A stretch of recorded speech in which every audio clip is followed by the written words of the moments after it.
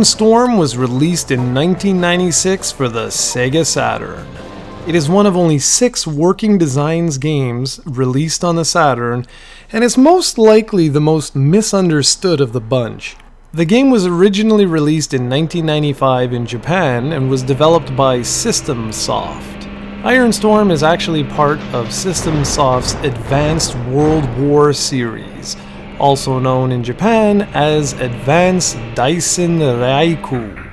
At the time, it was a very popular grid-based war strategy game that allowed players to not only select the Allied forces, but also the Nazi and Japanese forces, therefore showing different elements not normally associated with war games.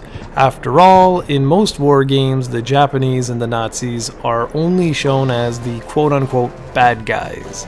The game naturally takes place during World War II in both the European and Pacific theaters of operations. As mentioned already, you can select between 3 core forces: German, American, and Japanese. What's so unique about this game, though, is that you can actually change the outcome of the war if you're able to out-strategize your opponent. So for example, you can make it that the British lose the Battle of Britain, and eventually the Germans invade the Americas. Each decisive battle can have a radically altered outcome depending on how you play, or how you follow history, if that's more your cup of tea. Regardless of what you do, Iron Storm is an extremely challenging and long game. In this video, you're seeing only 2 different battles, one where I play as the Germans, and the other as I play as the Americans. Each of these battles can last for well over an hour, however you can save at a moment's notice, so it's not too bad. It's also possible to shut off the battle animations if you want to simply play the game and not have to sit through hours of battle scenes. They're quite nice the first few times you see them, but they get old really quickly, so it's nice to be able to shut them off. The gameplay works much like you'd expect to find in a good strategy or tactical RPG. You move individual units around the playfield, taking out each enemy troop.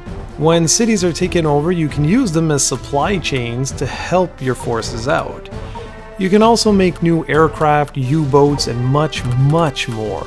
Experience earned can be used to upgrade units into more powerful forces, which ties in nicely to the way the game progresses. Often during a player's turn, you will only fortify your position, save up funds, and then reinforce your position. From there, you will slowly branch out. It's an extremely realistic depiction of the strategy of war. While there are various parameters you can set to make the game significantly easier, the sheer wealth of options available are just staggering. Meaning even on easy, it is still quite challenging because there are just so many different things to manage. I can't stress this enough, but if you enjoy games where every little decision counts and truly feels like the choices you make matter, then this is a game for you. Be warned though, as it can take a very long time to get into and learn because it sort of throws you directly into the thick of things. I would suggest trying the standard mode first, which works sort of like a practice mode before jumping into the campaign. Perhaps my biggest gripe I have comes from the trial and error elements pertaining to weapon deployment. The instruction manual, which is classic Working Designs, large and informative, it just doesn't go into enough detail about the weapon systems. Each vehicle can have a set number of weapons added, however, unless you're a massive weapon history buff, you won't know which weapons to equip, nor which ones to use against which units. After some practice, you'll slowly start to piece things together. However, when you realize just how many different units there are, it can be a little bit daunting. One element that I really did enjoy was all the historical elements.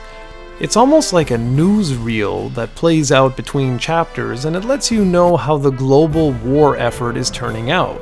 This really makes you feel like each consecutive battle is important and that you're making a difference. Since the majority of the game uses 2D sprites, it looks nice, although don't expect Astal level of graphics here.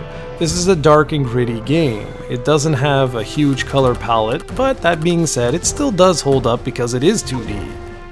The interactions between enemy forces are all depicted in 3D, but these look fairly impressive considering how old they are.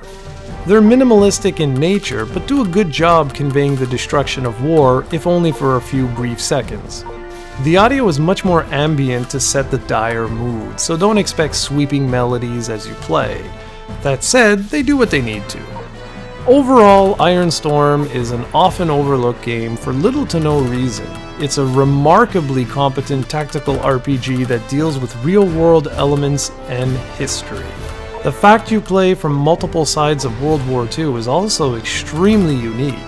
I think the biggest problem with the game is that it didn't feature a proper tutorial to go over all of the different systems, and therefore a lot of people were turned off.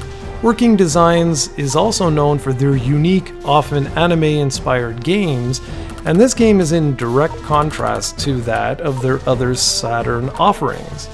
It's certainly a game worthy of your collection if you can find a copy at a decent price, which may be exceedingly hard to do today. Any way you cut it, it's certainly a game worth checking out.